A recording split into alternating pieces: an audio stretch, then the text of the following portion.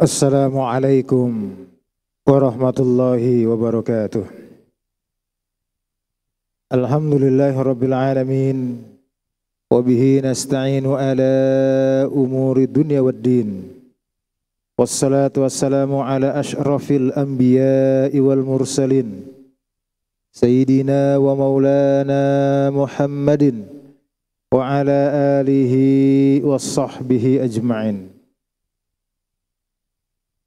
Wa qala ta'ala fi kitabihil karim Iqra wa rabbukal akram allazi 'allama bil qalam 'allamal insana ma lam ya'lam.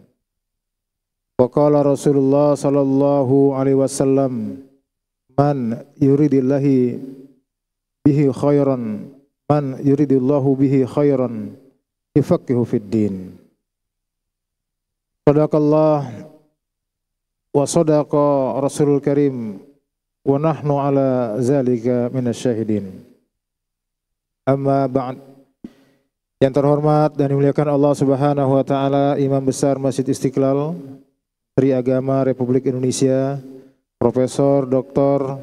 Kiai Haji Nasruddin Umar MA serta pimpinan Badan Pengelola Masjid Istiqlal, imam dan muazin yang bertugas, jamaah salat Asar yang hadir di lantai utama Masjid Istiqlal, dan pemirsa Istiqlal TV Channel yang mengikuti kajian Hawamis di mana saja berada.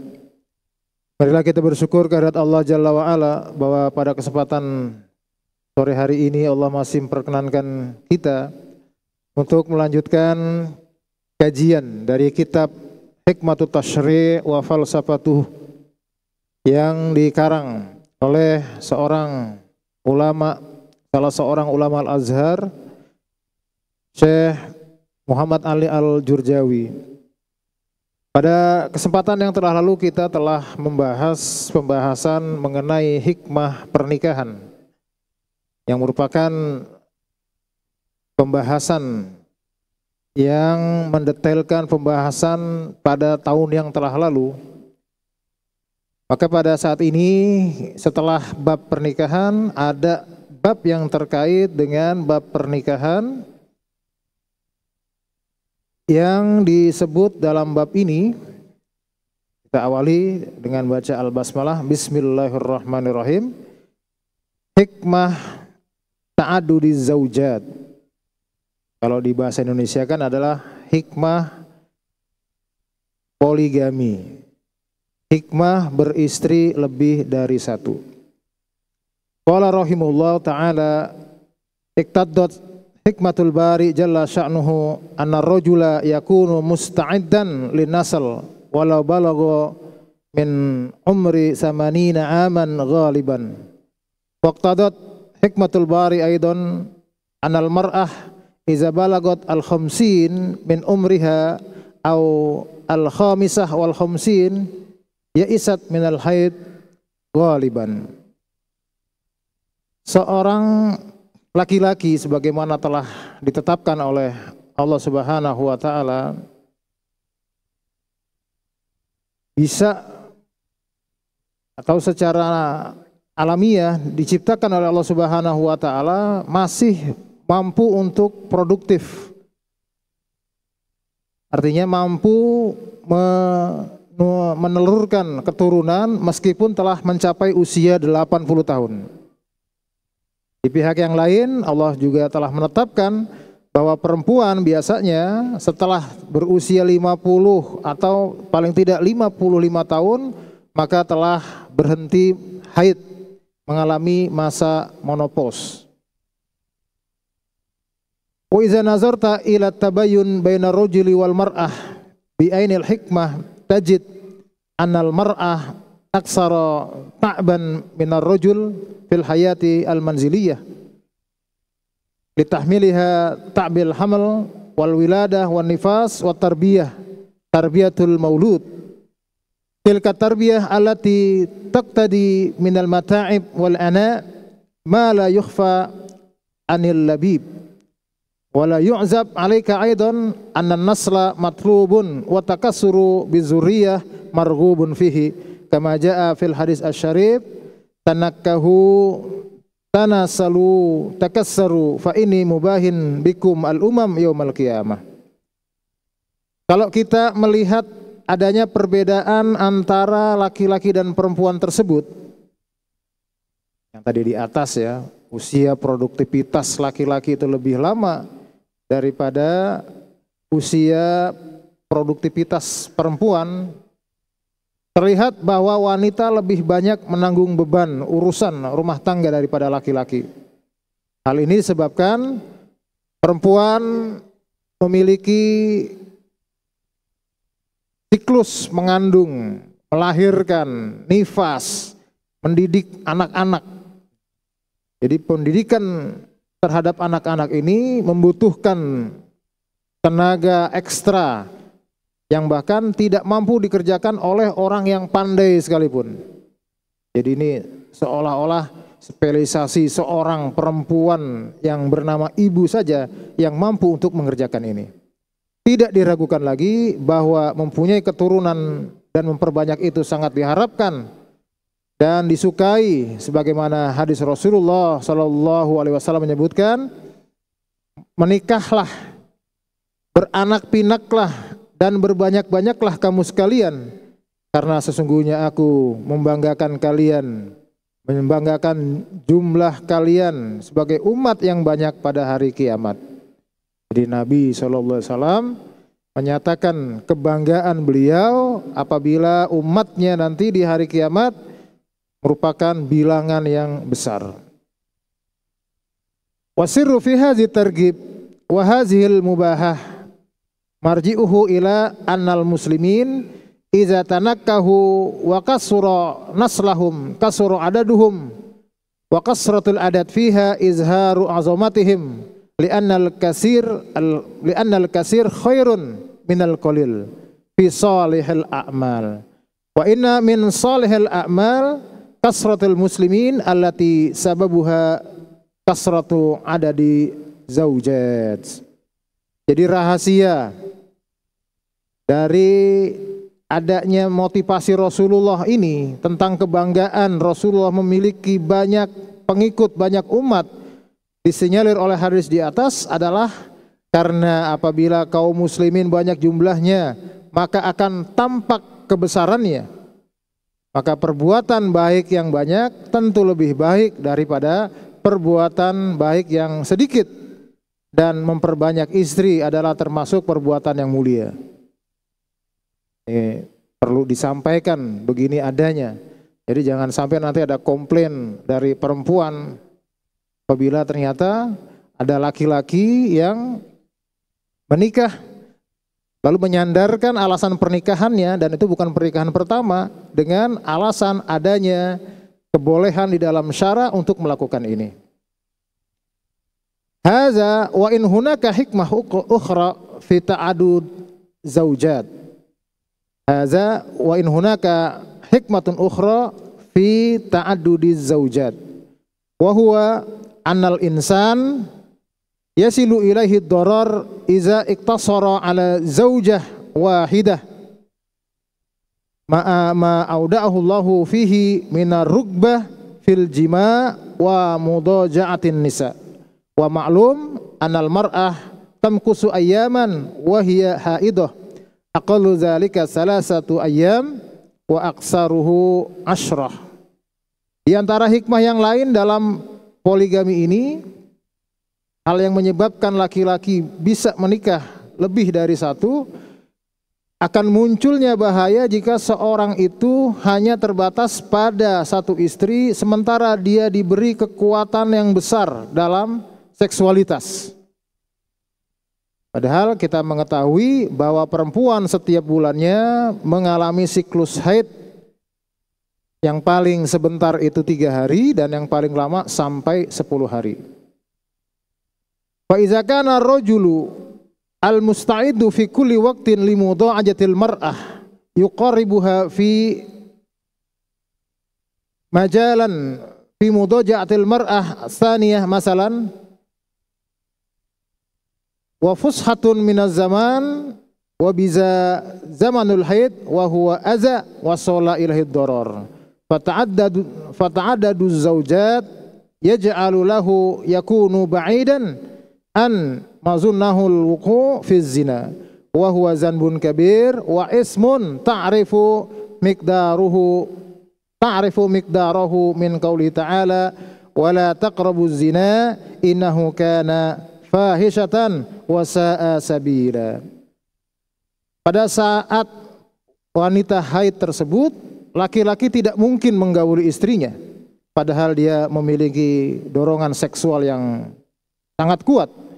Maka apabila laki-laki itu berpoligami, memiliki istri lebih dari satu, ini merupakan salah satu cara untuk melepaskan dorongan seksual dengan menggauli istri yang kedua umpamanya. Dengan demikian, maka dia terhindar dari kemungkinan untuk berbuat zina yang merupakan dosa besar. Bagaimana disebutkan dalam ayat, dan janganlah kamu mendekati zina, sesungguhnya zina itu adalah perbuatan yang keji dan suatu jalan yang buruk. Surah Al-Isra ayat 32. Fata'addudu zaujat nikmatun kubra min hazihil wajah wa hiya tub'idul insan an irtikabi hadzal zam al-azim. Jadi poligami merupakan satu nikmat yang besar apabila kita melihat dari sudut pandang ini, karena bisa untuk menghindarkan manusia daripada melakukan satu dosa yang besar. Walaqad dallat al-ihsaiyat ala anna al-umam allati la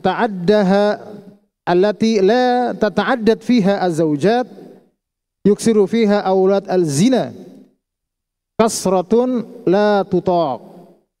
ففي فرنسا بلغ عددهم 30% وفي مونيخ بلغ عددهم 40%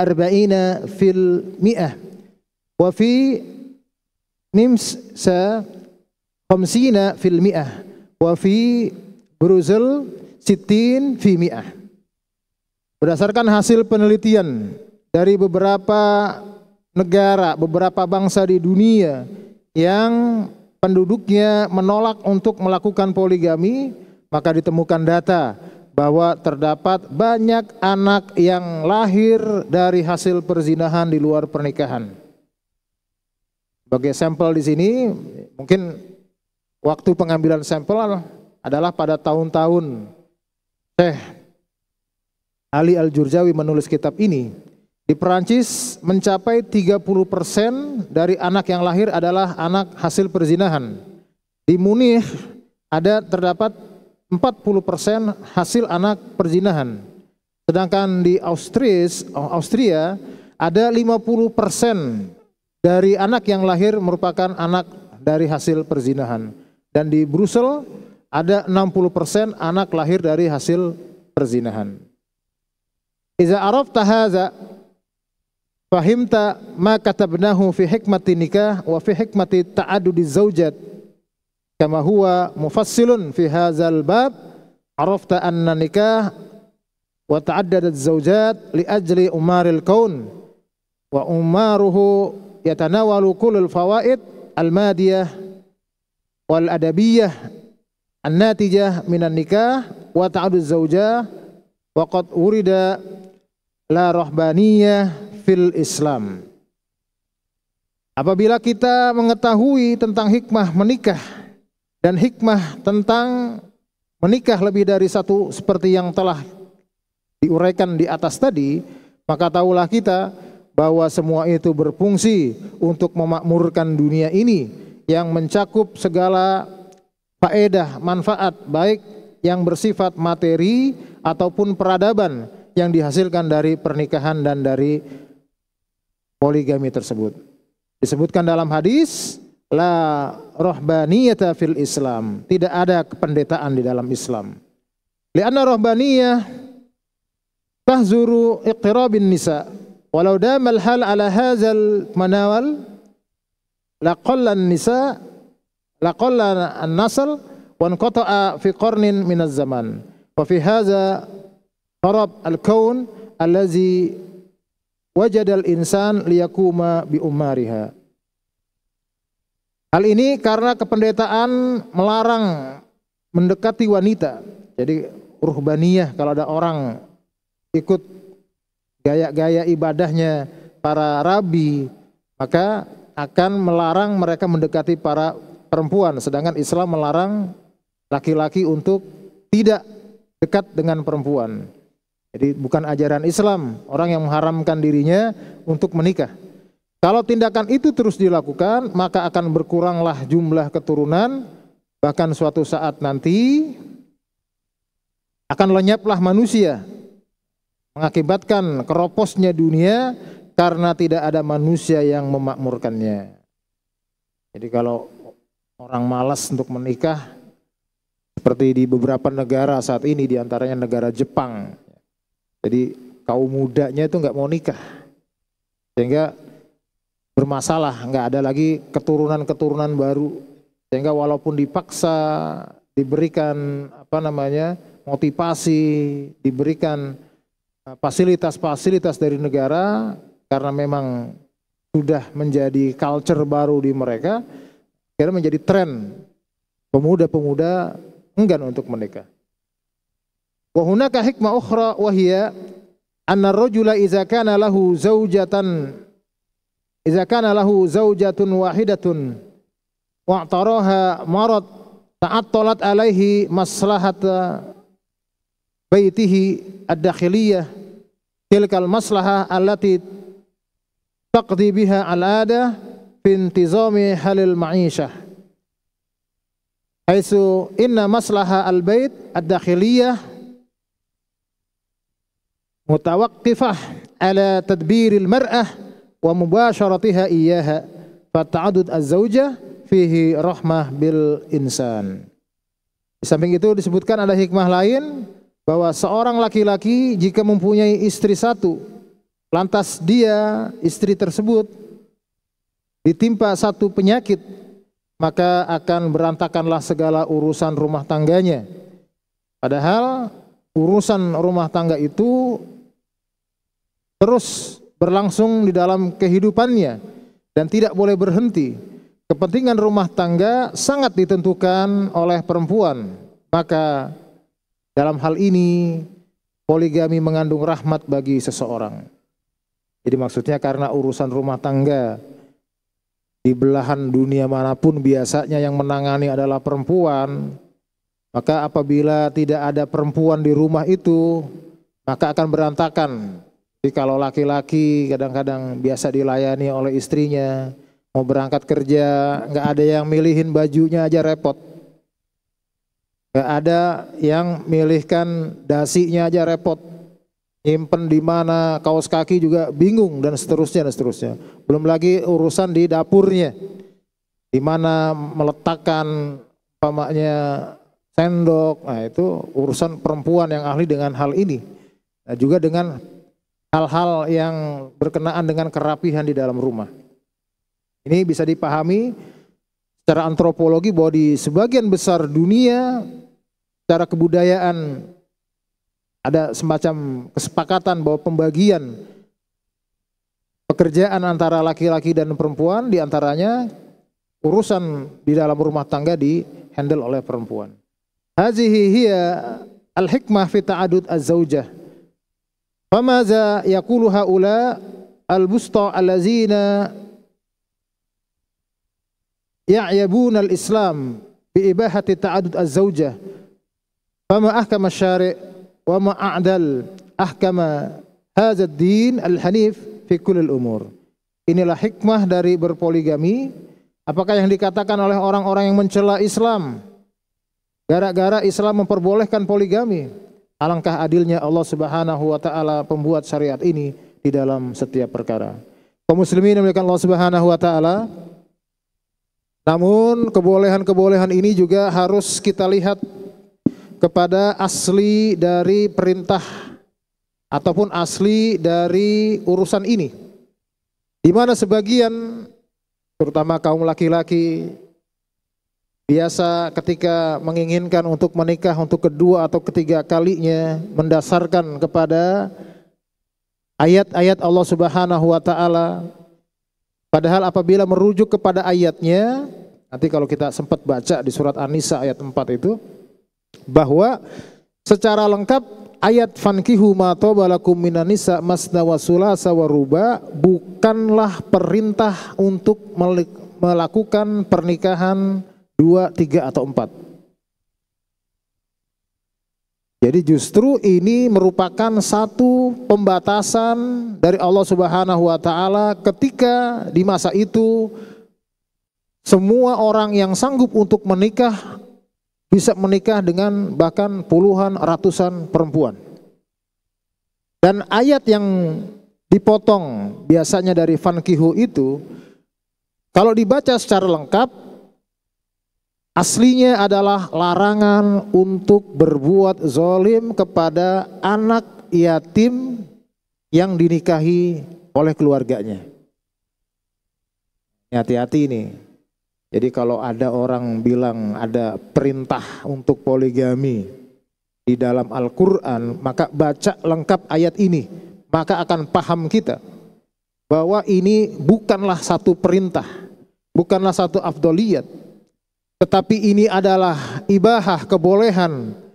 Karena Allah Subhanahu wa taala sang maha pembuat syariat yang maha bijak, yang maha mengetahui, yang maha hikmah, mengetahui betul karakter dari makhluk ciptaannya, mengetahui betul kondisi manusia dari zaman ke zaman, maka Allah Subhanahu wa taala menjadikan ta'adud az-zaujah, berbilangnya pernikahan bagi laki-laki merupakan satu solusi di antara permasalahan sosial yang terjadi.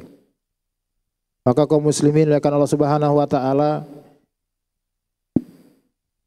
jangan juga kemudian ketika berbicara mengenai poligami mengatakan ini sunnah Rasulullah Sallallahu Alaihi Wasallam, sementara sunnah-sunnah besar lainnya ditinggalkan.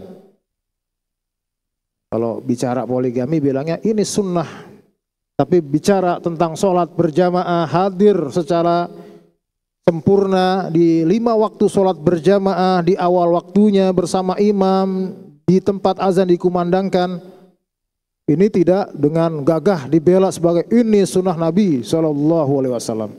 Tapi begitu perkara menikah lagi, wah ini sunnah Nabi. Dan juga jangan sampai pemahaman kita menganggap ini merupakan satu perintah, sampai akhirnya ada beberapa orang menfatwakan kepada orang lainnya, padahal urusan ini merupakan ibahah yang apabila hendak dilakukan maka harus melihat iktadul hajahnya seperti apa, ada namanya kepatutan sosialnya seperti apa, di mana satu syariah mungkin akan cocok dilaksanakan di satu tempat tetapi tidak di tempat yang lain. Bukan berarti syariatnya yang bersalahan, namun barangkali masalah antropologinya, masalah kebudayaan yang harus disiapkan dan kepahaman setiap umat. Nampaknya akan ada acara pada kesempatan sore hari ini. Demikianlah, semoga Allah Subhanahu wa taala memberikan kepahaman kepada kita semua.